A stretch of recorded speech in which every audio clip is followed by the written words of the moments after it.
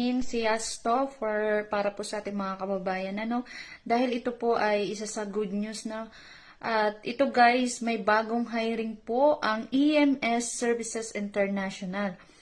Ayan guys, at ang dami nilang kailangan nila guys dito ng 100 operators, 50 line leaders, 15 electrical maintenance technician.